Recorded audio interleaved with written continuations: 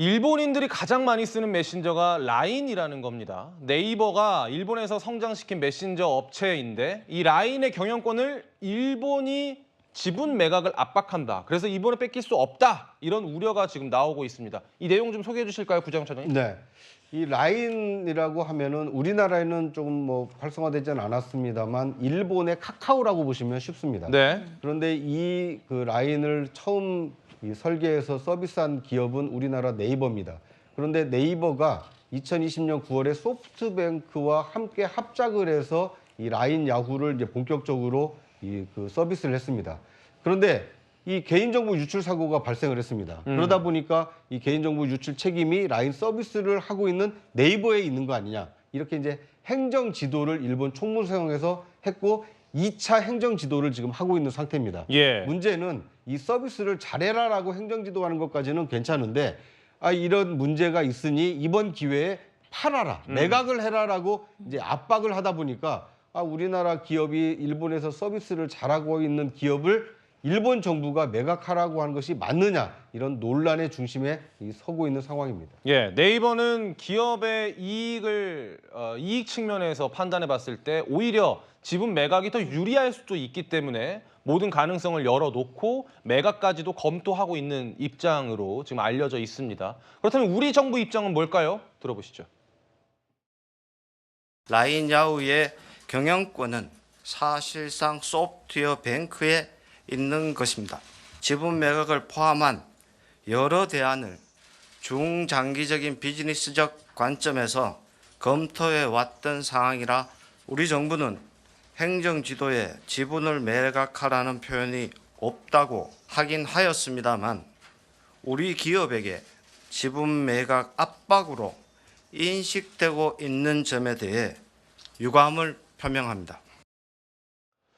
김윤세 변님, 일본 총무성이 한국 기재부랑 행안부를 합친 그런 기구라고 네, 하더라고요. 그렇습니다. 예. 총무성까지 나선 이유가 뭔가요?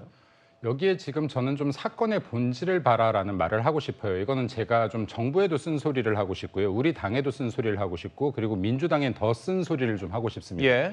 일단 먼저 첫 번째 민주당이 좀 쓴소리를 하면요.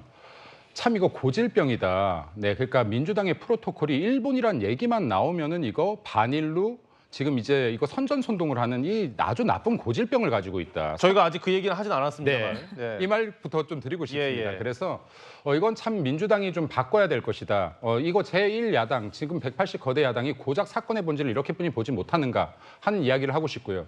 그리고 지금 이제 정부와 우리 당에도 좀 쓴소리를 하고 싶다라고 했는데 지금 이게 네이버의 지분을 매각하냐 마냐가 저는 사건의 본질이 아니라고 봅니다.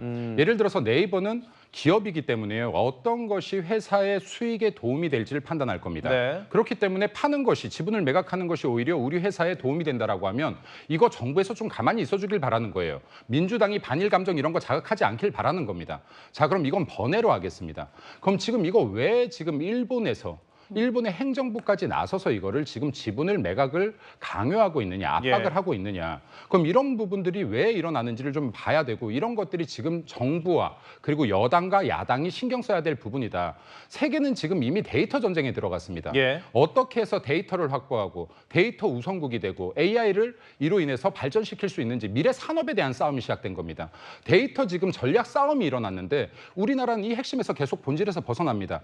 지난 21대 국회에서도 여든 야든 이런 미래 산업에 대한 논의하는 것 한 번도 못 봤습니다. 그렇지 않습니까? 국민들도 들어본 적이 없을 것 같아요. 지금 이런 사건이 본질에 접근하려고 한다 그러면 미국에서 왜 지금 중국산 커넥티드 카에 대한 수입을 제한하려고 하는지 네, 그리고 미국에서 왜 틱톡을 지금 지분 매각하라고 하는지 이런 것들의 본질을 좀 더 들여다봐라. 그러면 윤석열 정부에서 아직까지 경제에 대한 민생 경제나 산업 경제에 대한 뚜렷한 정부 대책이 없다라고 하면 데이터 강국 코리아라든지요. 또 데이터와 이코노믹스를 합쳐서 뭐 데이 이코노믹스 경제라든지요. 그럼 이런 것들을 대한민국의 앞으로의 여기 잠재 성장 동력으로 만들 수 있는 정책을 만들어서 이런 것들에 대한 준비를 논의할 시점이다라고 생각이 되어집니다. 알겠습니다. 여러 가지 말씀을 주셨는데 그중에는 정치권의 반응에 관한 말씀도 주셨습니다. 그런데 그 정치권의 반응이 옳은 반응인지, 그러니까 바람직한 반응인지를 우리가 판단하기 위해서는 말씀 주신 것처럼 이 사안의 본질을 좀 들여다볼 필요가 있거든요.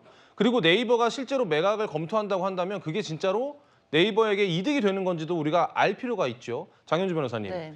네이버의 그 라인 야후 그 지분이 한 10조 원 정도의 가치로 추산이 된다고 하던데 그렇습니다. 매각을 하면 10조 원 가치를 다 받을 수가 있을까요?